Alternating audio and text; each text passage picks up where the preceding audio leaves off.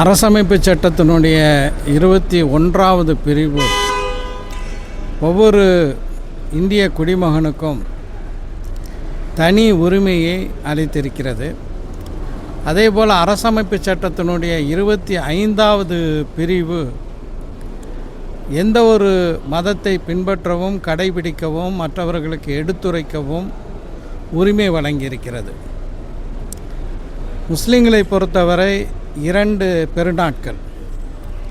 இந்த 2 பெருநாட்கள் அது 30 நாள் நோன்பிருந்து அதற்கு பிறகு வரக்கூடிய ஈகை திருநாளாக இருக்கட்டும், அல்லது சமீபத்தில் கொண்டாடிய தியாக திருநாள் என்ற ஈதுல் அலுஹா, நம்முடைய தமிழ்நாட்டில் பக்ரீத் என்று அழைக்கப்படக்கூடிய அந்த பெருநாளாக இருக்கட்டும், இரண்டும் கொண்டாடக்கூடியவர்கள் பிறருக்கு உதவி செய்யக்கூடிய ஒரு அடிப்படையிலே அமைந்திருக்கின்றது. ஈகை திருநாளில் தொழுகைக்கு வருவதற்கு முன்பு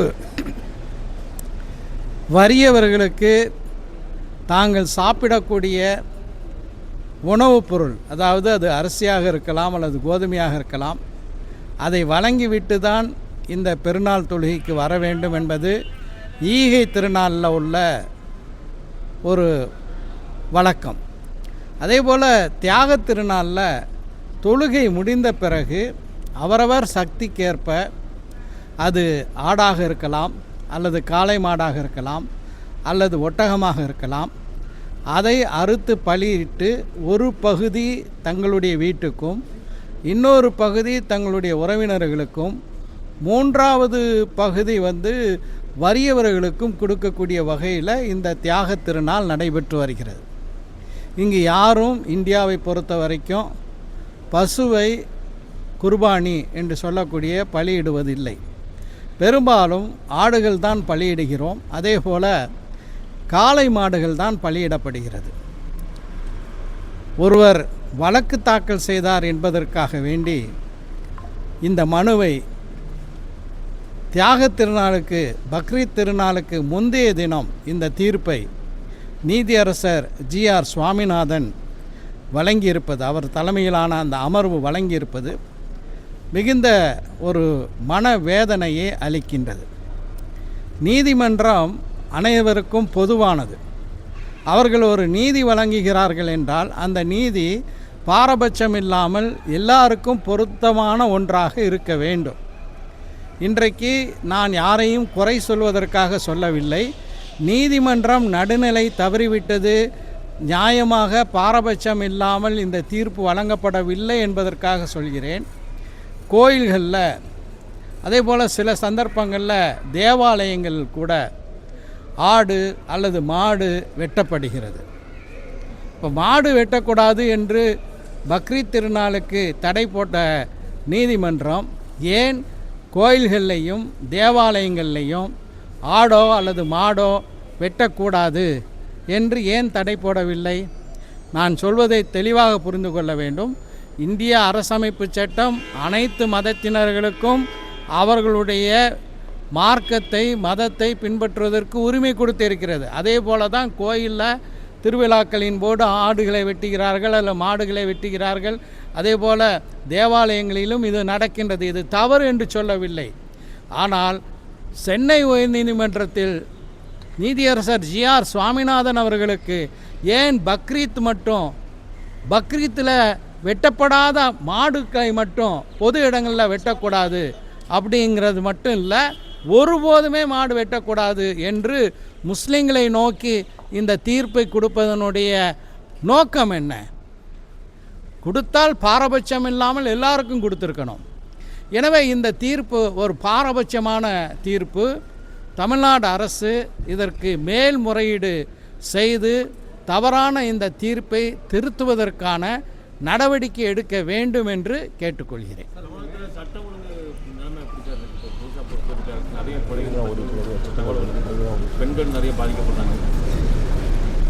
புதிதாக தமிழ்நாட்டில் திரு விஜய் அவர்கள் தலைமையிலான அரசு பொறுப்பேற்றிருக்கிறது.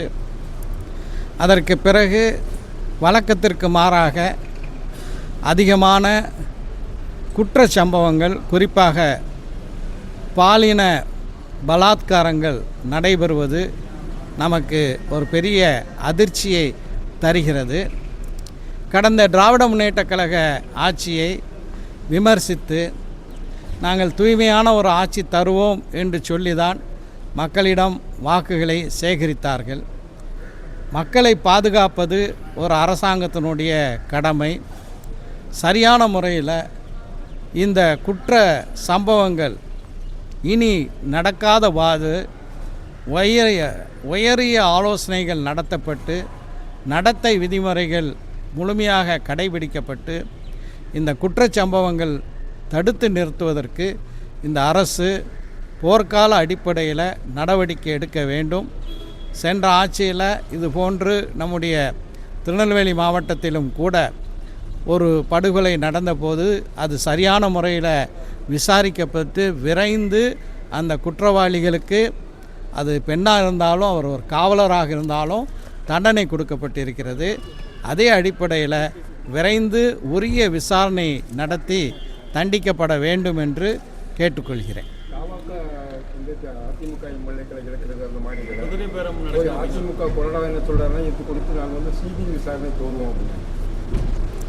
அதாவது வாக்களித்து அந்த வாக்களித்தவர்களுடைய விரலில் வைக்கப்படக்கூடிய அடையாளமை அழிவதற்கு முன்பாகவே புதிதாக ஆட்சிக்கு வந்தவர்கள், அவர்களுக்கு எதிர் அணியில் போட்டியிட்டவர்கள், ஏன் தங்களுடைய கட்சி வேட்பாளர்களையே தோற்கடித்தவர்களை இழுப்பது ஒரு ஜனநாயகத்தினுடைய அறவழியாக நான் பார்க்கவில்லை. இது நாங்கள் மற்றவர்களுடன் வேறுபட்டவர்கள், நாங்கள் ஒரு பெரிய மாற்றத்தை கொண்டு வரப்போகின்றோம் என்று சொன்னார்கள். இப்படியான ஒரு நிகழ்வு தமிழ்நாட்டில் தேர்தல் முடிந்து வாக்காளர்களுக்கு வைக்கப்படக்கூடிய அந்த அடையாளமை அழிவதற்கு முன்பு நடந்ததாக எனக்கு நினைவில்லை, தெரியவில்லை, இல்லை என்று தான் சொல்ல வேண்டும். இதுதான் அவர்கள் சொன்ன மாற்றமா என்று ஊர்தோறும் மக்கள் கேள்வி கேட்க ஆரம்பித்து விட்டார்கள். சார், இதுபோல் மேகதாது அணை கட்டாயம் தருவோம் அப்படின்னு சொல்லி காங்கிரஸ் கர்நாடகம் முதல்வர் சொல்கிறாங்க, தான் சொல்லியிருக்காங்க. தமிழக அரசு மௌனம் சாதிக்கிட்டு பிரதமரிடம் கூட கோரிக்கை வச்சார். தமிழ்நாட்டினுடைய வாழ்வாதாரம், தமிழ்நாட்டில் காவேரி படுகை பகுதி, நான் இப்போது சட்டமன்ற உறுப்பினராக இருக்கக்கூடிய நாகப்பட்டினம் உள்பட அங்குள்ள விவசாய பெருமக்களுக்கு ஒரு வாழ்வாதாரமாக காவேரி நீர் அமைந்திருக்கின்றது. இந்த காவேரி நீர் பகிர்வு குறித்து காவேரி தீர்ப்பாணையம் அமைக்கப்பட்டு தொடர்புடைய அனைத்து மாநிலங்களுடைய கருத்துக்களை கேட்டு 2018 காவேரி தீர்ப்பாணையம் ஒரு தீர்ப்பை வழங்கியது. அது மட்டுமல்லாமல் ஒன்றிய அரசு இது தொடர்பாக ஒரு நெறிமுறைகளையும் வெளியிட்டது. இவற்றையெல்லாம் மீறி இன்றைக்கு கர்நாடகத்தை ஆட்சி செய்யக்கூடிய காங்கிரஸ் கட்சி, இன்றைக்கு தமிழ்நாட்டில் திரு விஜய் அவர்கள் தலைமையில் அவருடைய அமைச்சரவையில் இடம்பெற்றிருக்கக்கூடிய காங்கிரஸ் கட்சி, மேகதாதுவில் நாங்கள் அணை கட்டுவோம், அதற்கான அடிக்கலை நாட்டுவோம் என்றெல்லாம் சொல்வது அவர்கள் காவேரி தீர்ப்பாணையத்தை மட்டுமல்ல, ஒன்றிய அரசாங்கத்தினுடைய நெறிமுறைகளை மட்டுமல்ல, தமிழ்நாட்டு மக்களினுடைய உரிமையை பறிக்கின்றார்கள். எந்த ஒரு நெறிமுறையின் அடிப்படையிலும் நாங்கள் செயல்பட மாட்டோம் என்று அவர்கள் எண்ணுகிறார்கள். இன்றைக்கு தவாக ஆட்சி காங்கிரஸினுடைய 5 எம்எல்ஏக்களையும் சார்ந்து இருப்பதனால ஆட்சியை காப்பாற்றுவது தான் முக்கியம்.